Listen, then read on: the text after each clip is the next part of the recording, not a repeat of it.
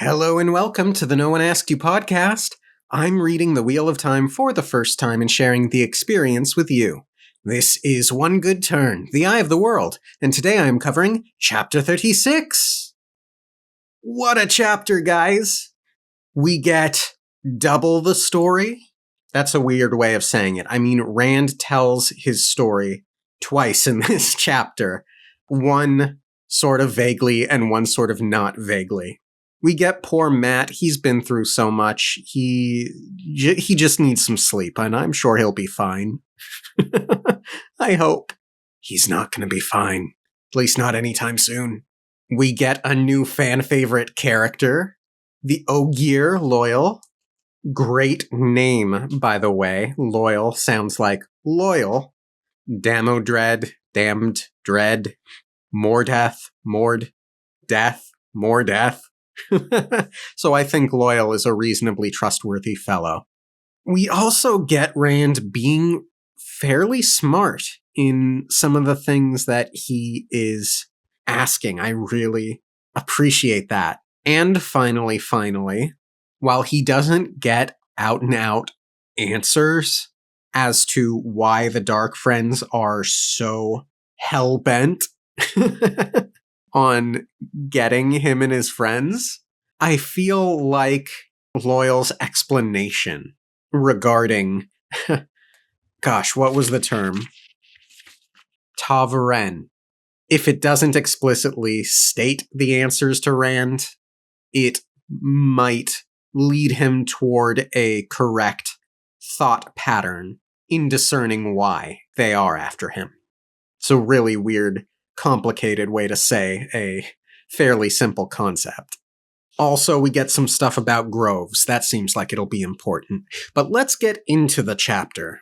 Master Gil takes them in and puts them into a more secluded booth and sits down with them, gives them some food. Rand is simultaneously disappointed with how little food there is, but cognizant of how little food there is, such that it is a feast, or will be considered one at some point. It sounds good. Beef and gravy with potatoes. Gil sits down and asks them questions. Smart Gil. Matt is preoccupied with the food. He does not look happy at all at this point, and he's barely even eating. He's just kind of stabbing at the potato, cutting it. Rand says, I don't really understand it myself, which is a great way to start the retelling, I think, because it sort of sets the tone for a lot of stuff has gone over my head in all of this. I'm not going to have all of the answers that you probably want because I don't have those answers myself. And it works particularly because Rand is going to keep certain details out of the retelling. He is more or less truthful. He just works to minimize the more supernatural, dangerous elements at play. He doesn't want to mention the Fades and so on, which I wonder in hindsight, after meeting Loyal, he might be more prepared to speak about Fades, but at the end of the day, I think he made a good choice in what he chose to share and not to share, especially considering roughly the end of his exposition dump.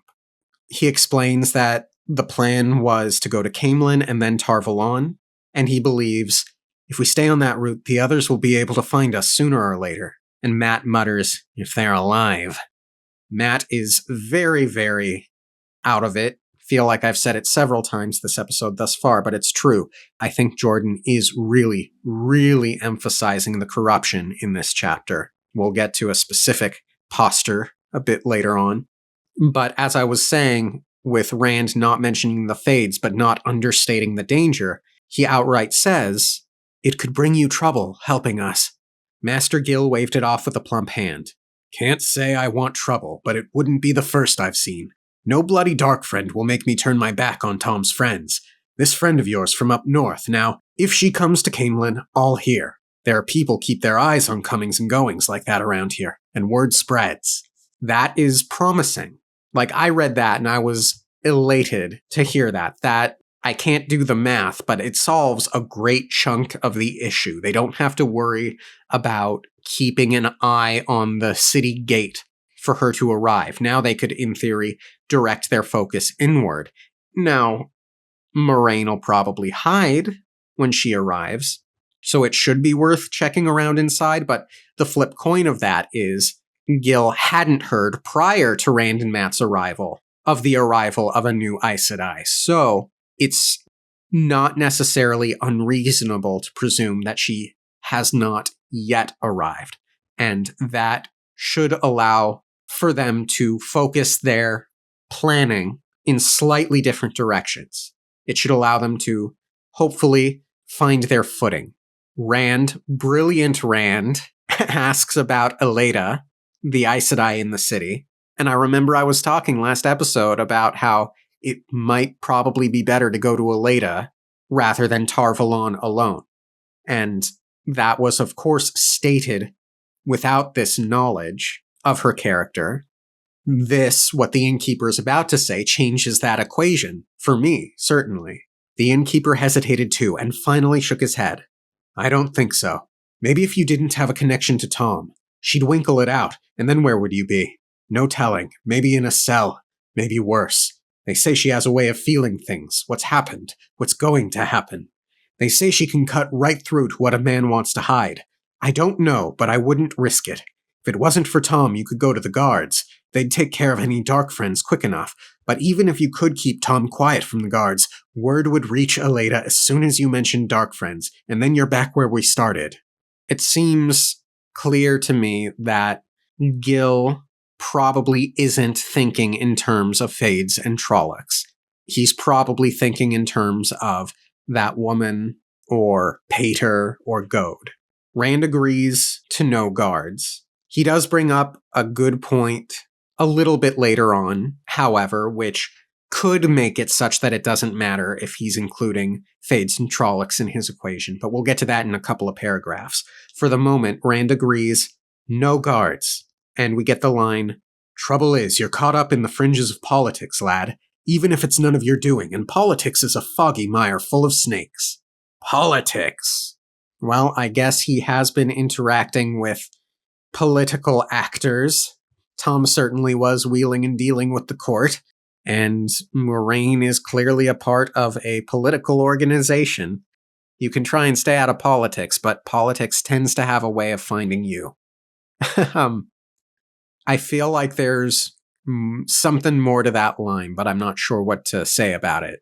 Something to do with power and its usage, and corruption. Rand is about to ask another question when Gil is called away by the cook. And the dynamic between the cook, who is female, haven't mentioned that yet, but she is female, and Gil is quite humorous. I do want to know what Rand was going to ask. I was annoyed that was cut off, but anyway, Master Gil sighs and says, "Might as well be married to her. Finds things that need fixing before I know there's anything wrong. If it's not the drains stopped up or the downspouts clogged, it's rats." Now, I didn't immediately think, rats, Dark One. And I kind of chastised myself in hindsight for not catching that.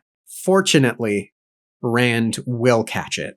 But until then, Gil goes on to say that there have been a lot of rats in the city, and a good cat will catch quite a lot these days.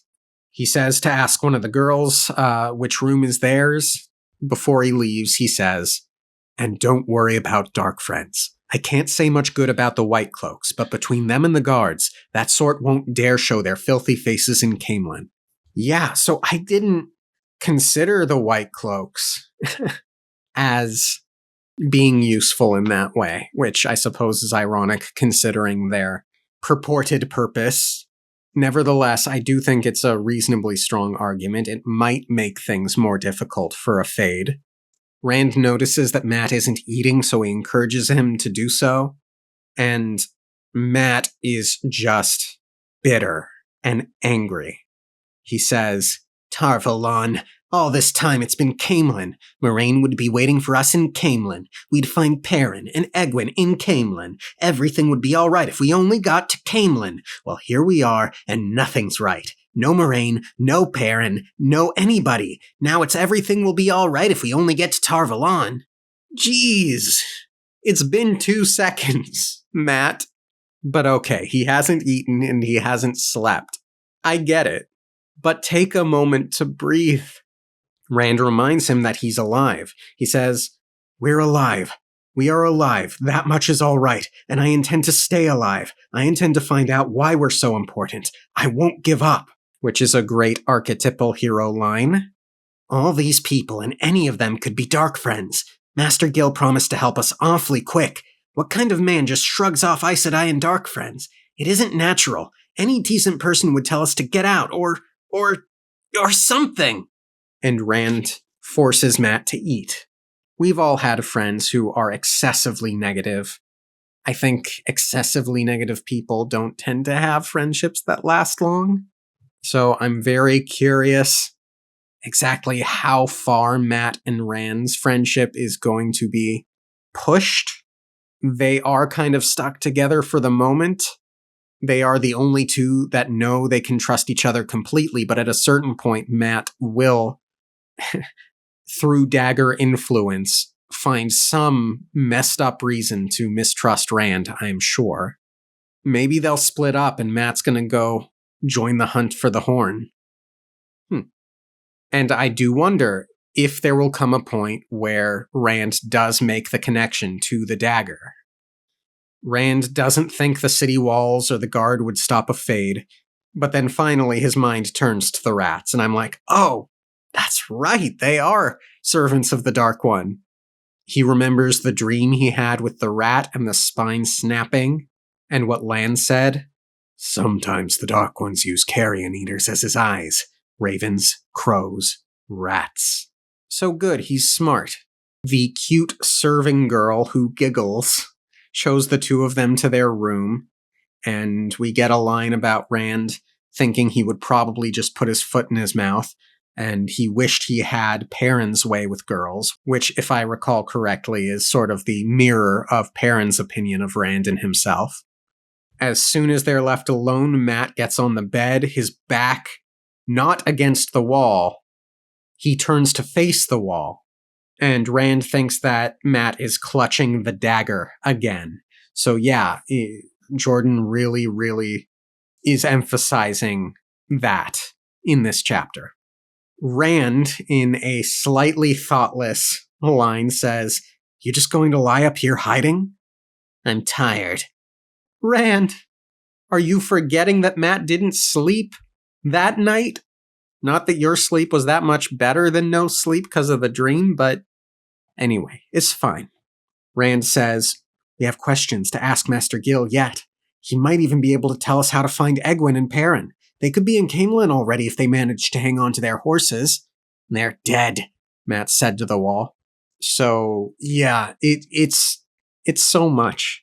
Rand goes down to hopefully ask Master Gil some more of those questions. See, at least Rand is trying.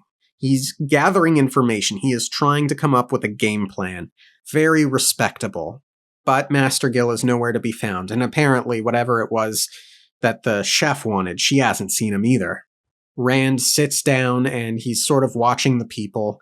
At one point, a guardsman enters, scouts out the room, looks at him, and then leaves, which is very paranoia-making for me.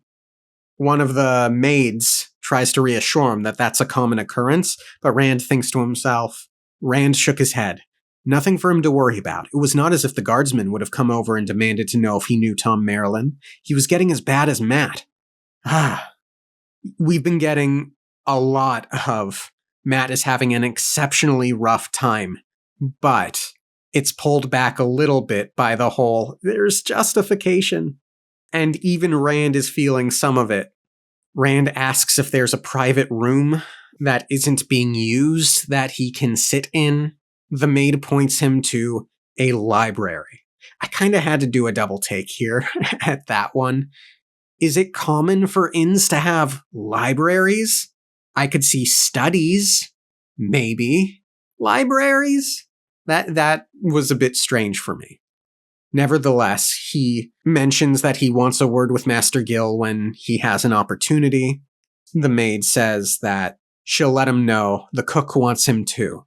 We get the line, the innkeeper was probably hiding. And it occurred to me at this point, I hadn't thought too much about it, but considering his, let's call it a brave face, maybe in light of my current supposition, in light of his optimism regarding whether or not Tom is alive, it could be that it was a brave face and he went and needed a moment alone to mourn the news. I don't know how much that supposition is supported. Again, we got the optimism when Tom was brought up previously, but it's nice to think, I think. Rand goes into the library and is shocked to see it holds 300 or 400 books. The Travels of Jane Farstrider, the Essays of Willem of Manicus, Voyages Among the Sea Folk. Tam had always wanted to read that. And then his mind turns to Tam, and he feels an immense longing to return home. An intense nostalgia and loss and emptiness, which dampens his pleasure in the books. And that's when we meet Loyal. New best character. Rand turns around and is shocked to see a Trolloc. This Dr. Dillamond-looking guy. A throat cleared behind him, and he suddenly realized he was not alone. Ready to apologize for his rudeness, he turned. He was used to being taller than almost everyone he met, but this time his eyes traveled up, and up, and up, and his mouth fell open. Then he came to the head, almost reaching the 10-foot ceiling. A nose as broad as the face, so wide it was more a snout than a nose. Eyebrows that hung down like tails, framing pale eyes as big as teacups. Ears that poked up to tufted points through a shaggy black mane. And sure enough, Rand thinks Trolloc and trips over himself. And we get the first line, "I wish you humans wouldn't do that." And his tufted ears twitch. "So few of you remember us. It's our own fault, I suppose. Not many of us have gone out among men since the shadow fell on the ways. That's, 6 generations now. Right after the War of the 100 Years it was." Is that 6 human generations or 6 Ogier generations? I think it's that one. And we'll get a little bit into Ogier years. Too long, and so few to travel and see, it might as well have been none." Rand is in shock for a moment, and then Rand does one of my favorite things about him, which is he defaults to politeness. "I thought you were... What are... My name is Rand al'Thor." "Loyal, son of Errant, son of Holland. Your name sings in my ears, Rand al'Thor." And they shake hands, and his hands are, of course, appropriately big, Loyal's are. That sounded like a ritual greeting to Rand. He returned the bow. "Your name sings in my ears, Loyal, son of Errant, son of Holland." And he notes that Loyal's grip is gentle. "You humans are very excitable. I had heard all the stories and read the books, of course, but I didn't realize. My first day in Camelin, I could not believe the uproar. Children cried and women screamed, and a mob chased me all the way across the city, waving clubs and knives and torches and shouting, 'Trolloc!'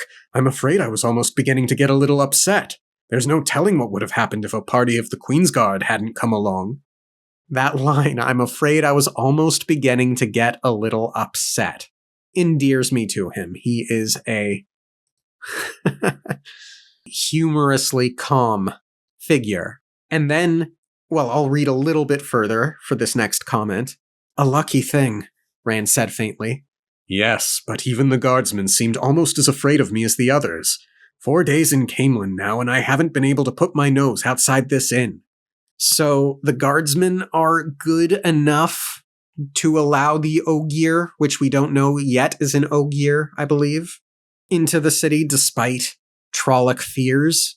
In theory, that's a point for Morghese, but as we learn, Ogiers seem exceptionally rare, but not impossible. I mean, I guess there are some cities where they do still do a bit of stone work, so maybe it isn't necessarily a point in Morghese's favor, and just like uncommon but normal. Sadly for Loyal, he continues, "Good Master Gill even asked me not to use the common room. Not that he hasn't been very hospitable, you understand, but there was a bit of trouble that first night. Basically, humans are gonna be scared, and it puts Loyal in this strange position of like, how's he gonna go and see the city if he's kinda trapped here? What's the point? Anyway, when he arrived at the inn, people started running away, and we get the humorous line, "I tell you, it was not for this I left the steading." And Rand exclaims, "You're an ogier!" He makes the connection between the 6 generations and the War of the 100 Years and asks, "How old are you?" He knew it was rude as soon as he had said it, but Loyal became defensive rather than offended. 90 years, the ogier said stiffly. "In only 10 more I'll be able to address the stump. I think the elders should have let me speak since they were deciding whether I could leave or not, but then they always worry about anyone of any age going outside. You humans are so hasty and erratic. Please forgive me, I shouldn't have said that, but you do fight all the time, even when there's no need to." And Rand excuses that part, but is trying to reconcile how the ogier can be 90, but not old enough to address the stump. I still don't have much of a gauge for how old emotionally Loyal is. In a brief moment, I think Rand will wonder if he's roughly the same comparative age as himself, which I think would be a really neat thing, but we'll get to that. Rand defaults to more politeness. "At least they did let you go." And Loyal looks at the floor for a moment. "Well, as to that now, you see, the stump had not been meeting very long, not even a year, but I could tell from what I heard that by the time they reached a decision, I would be old enough to go without their permission. I'm afraid they'll say I put a long handle on my axe, but I just left. The elders always said I was too hot-headed, and I fear I've proven them right. I wonder if they have realized I'm gone yet. But I had to go."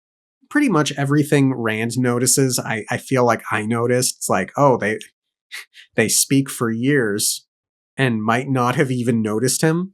I will also say, at this point, I am 35 chapters into the Hero of Ages with Kitty, and I kind of feel some comparison between Loyal and the Ogiers and Tensoon and the Khandra.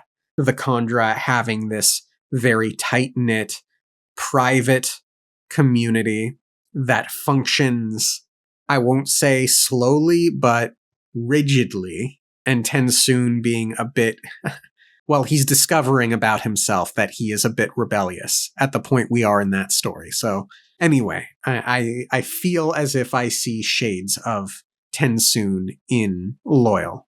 Actually, as I say that, maybe shades of Sazed would be even better, because Sazed is the rebellious terraceman.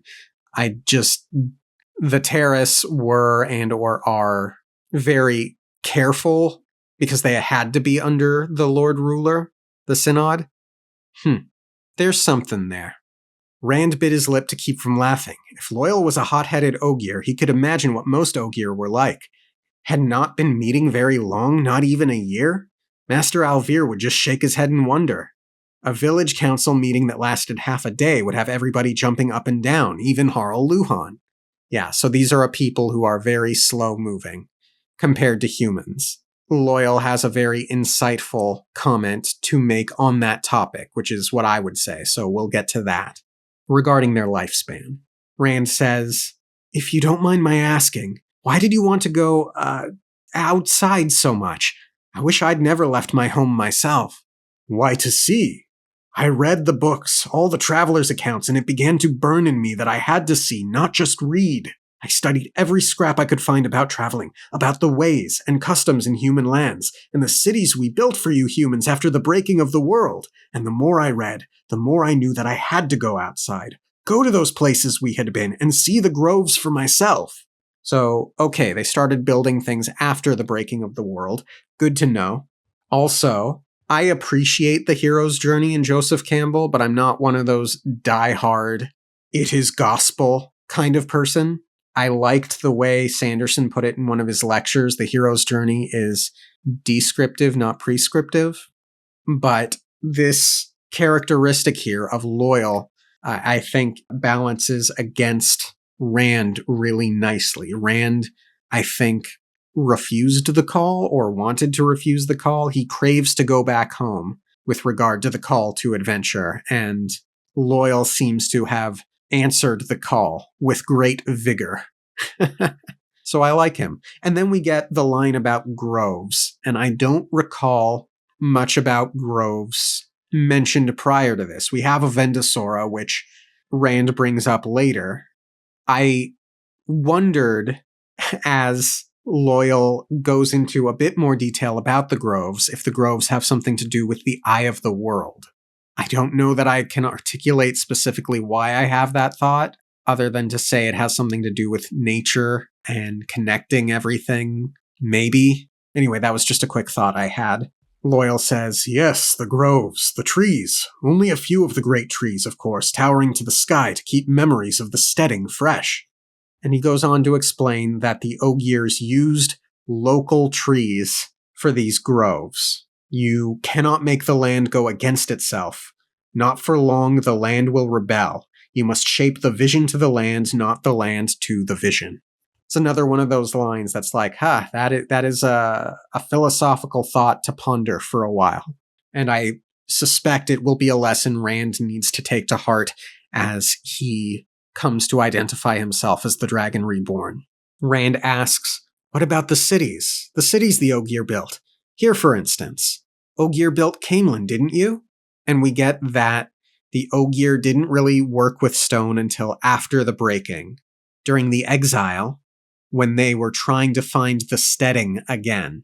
So I guess after the breaking, they had to find a new home. That's what a steading is. He doesn't feel that stone is a true thing. Try as you will, and I have read that the Ogier who built those cities truly did try. You cannot make stone live. A few still do work with stone, but only because you humans damage the buildings so often with your wars. I was thinking there about the Grand Canyon. For some reason, I was imagining more stony areas of nature, but I do take his point. There's life in a tree in the way that there isn't in a stone. He mentions that there are still Ogier in Caerhine. There were a handful of Ogier in, Caerhine it's called now, when I passed through. They were from another steading. And he goes on to characterize them as being suspicious that he was outside alone so young. Whatever it was that happened in Caerhine, it does sound like there's some entity there that is rebuilding some of the architecture, at least. Though I think there's a line later on that suggests that they have not tended the grove at all. And then he says that working with stone was thrust upon them by the weaving of the pattern, but the groves came from the heart. Rand is surprised to learn that the Ogier believe in the pattern, to which Loyal says, of course we believe. The wheel of time weaves the pattern of the ages, and lives are the threads it weaves. No one can tell how the thread of his own life will be woven into the pattern, or how the thread of a people will be woven. It gave us the breaking of the world, and the exile, and stone, and the longing, and eventually it gave us back the steading before we all died. Sometimes I think the reason you humans are the way you are is because your threads are so short.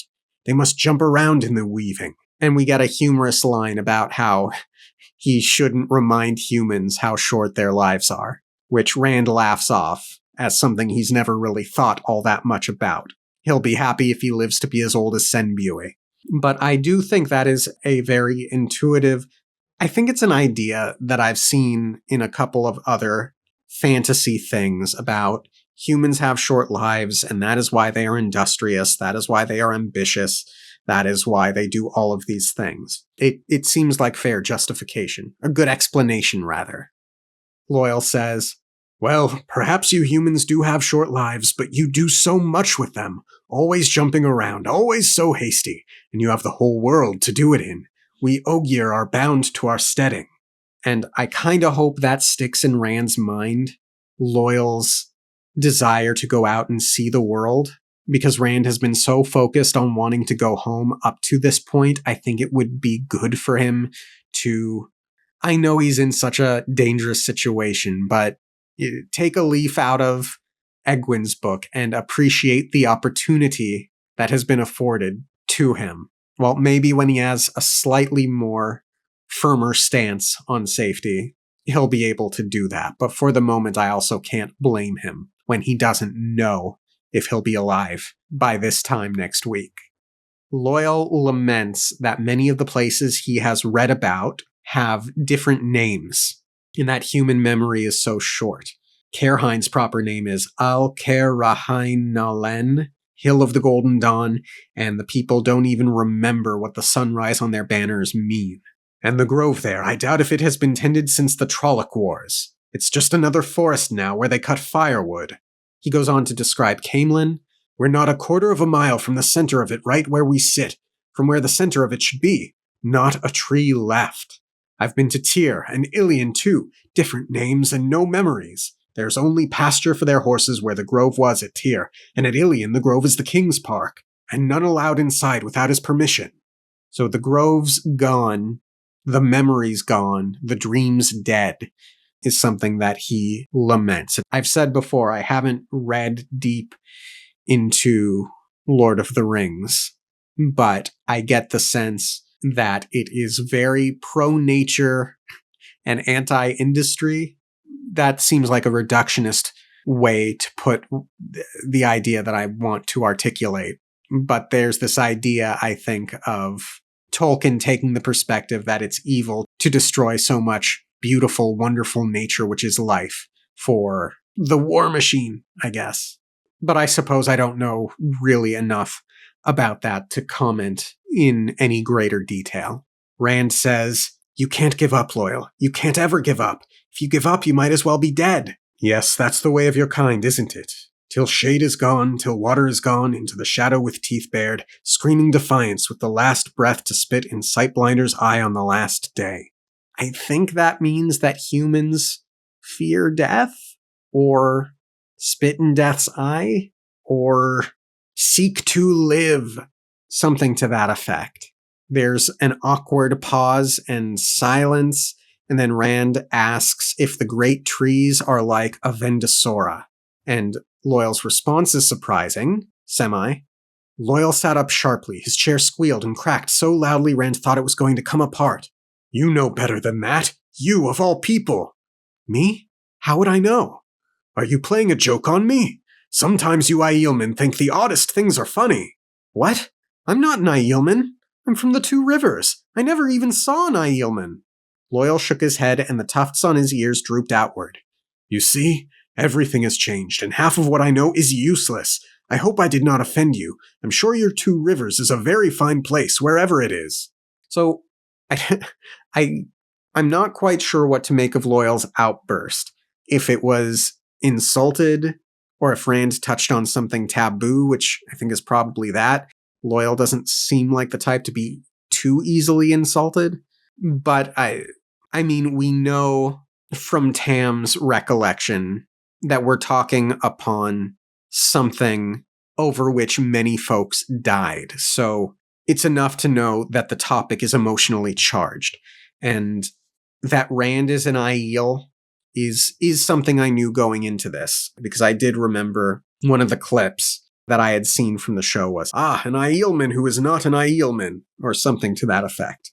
Rand explains that he had heard the Two Rivers was once called Manatherin, and the Ogier is happy to hear that and claims that there was a beautiful grove there. And, "Your pain sings in my heart, Rand al'Thor. We could not come in time," suggesting that the story Moraine had told, the Ogier might have come to help, but they did not make it in time, which is very sad. The two bow to each other. Rand's feeling awkward. He's just kind of, again, defaulting to that politeness. He bows because he fears that Loyal might be offended if he doesn't. And he wonders what Loyal thinks of Rand's memory. If he thinks he remembers the way Ogier do, or if he doesn't understand that, no, I just heard this story that it was called that. Loyal asks what brought Rand to the city, and for the second time this chapter, Rand tells the story, only this time he doesn't hold anything back. And he's conflicted. Part of him feels horrified, but it just keeps coming out. He feels he's babbling. By the end of it, he hopes that Loyal thinks that Rand is just mad, but Loyal quietly says, "Tavaren." At this point in time, I'm also going through Warbreaker with Kitty, and Ciri recently lamented that she didn't pay more attention in school. So that comes to mind when Loyal comments that he paid a bit more attention in school than Elder Hammond probably gave him credit for. He explains to Rand how the wheel turns. The wheel of time weaves the pattern of the ages, and the threads it uses are lives. It is not fixed, the pattern, not always. If a man tries to change the direction of his life and the pattern has room for it, the wheel just weaves on and takes it in. There is always room for small changes, but sometimes the pattern simply won't accept a big change, no matter how hard you try. And Rand takes that to mean he could live on a farm or in Emmons Field. It doesn't really matter. But if he wanted to be a king, to which Loyal responds with, yes, that's it. And Loyal's about to go on, but I do want to take a moment here to comment. I appreciate the irony of him using kingship as his example of some big unrealistic thing to have happen, considering what we know of him. Loyal goes on to explain that sometimes the wheel chooses you, or the change chooses you, and the wheel will bend a life thread or several threads in such a way that all the surrounding threads are forced to swirl around it, and those forces other threads, and those still others, and on and on. So there's a ripple effect. You pull on one thread, and the threads around it shift, which makes sense. That first bending to make the web, that is Tavaren, and there is nothing you can do to change it, not until the pattern itself changes. The web, Ta Moral Ailen, it's called, can last for weeks or for years. It can take in a town or even the whole pattern. Arthur Hawkwing was Tavaren, so was Luce Theron Kinslayer, for that matter, I suppose. And then he notes that Elder Hammond would be proud of him for remembering this. Rand does not consider himself an Arthur Hawkwing, nor Mat or Perrin to be one. He's just a shepherd. Loyal thinks he can almost feel the pattern swirl just listening to the tale, and that he has no talent, meaning that there are others who probably could feel it. I'm betting Moraine does, and he insists, you are Tavaren, all right. You and maybe your friends, too. I wish to travel with you, Rand. And I read that and I was like, yes! I like this character. Sage wisdom character. Bring it. New member of the party, new companion. Very sad when that doesn't happen. Rand is surprised. He affirms that Loyal heard about the danger that he mentioned in his retelling. Loyal says there's a grove in Tarvalon he would like to see, that anyone, even Elder Hammond, would want to see this, Tavaren, and Rand seriously considers it. He is growing frustrated with Mat. The way Mat was behaving, being with him was almost like being alone. It's hard not to blame Rand for feeling that way. Mat needs a mental health day.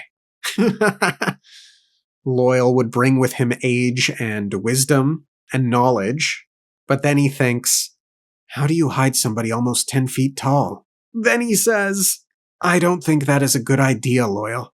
Even if Moraine finds us here, we'll be in danger all the way to Tarvalon. If she does not. And he thinks, if she doesn't, then she's dead, and so is everyone else. Oh, Egwin. Loyal looks at him with a sympathetic face and says, I am sure your friends are well, Rand. And then he asks that Rand talk with him sometimes. I don't know how often he expects Rand to stay in the city, or how often he'll expect Rand to be able to come back to the city to speak with him. Nevertheless, it's a sweet request. He asks that they play games of stones. He hasn't had anyone to talk to in days except Master Gil, and he's usually pretty busy. Rand agrees, says that if they meet in Tarvalon, he wants to see the grove, and then thinks to himself, they have to be all right. Light send that they're all right. Thus ends the chapter. Wonderful things. I'm enjoying it tremendously. It's at this point that I'm thinking, I don't think we are going to spend much, if any, time in Tarvalon in this book. There's a chance I could really see the end of this book going two ways. Either the group remains split up. They come together very briefly and then split up again, or they come together and they continue on their way to Tarvalon. I won't even say that they end the book at Tarvalon, but they restart their journey. Yeah. And it makes me wonder, what the Eye of the World plays in the end of the book. Because I feel like, considering it's the title of the book, Rand is going to have to figure out what it is at some point in this book and make it answer to him, one would think. I don't know. Anyway, that's all I got for now. Thank you all for tuning in. Have a great rest of your week, and I'll see you next time. Okay, thanks, bye.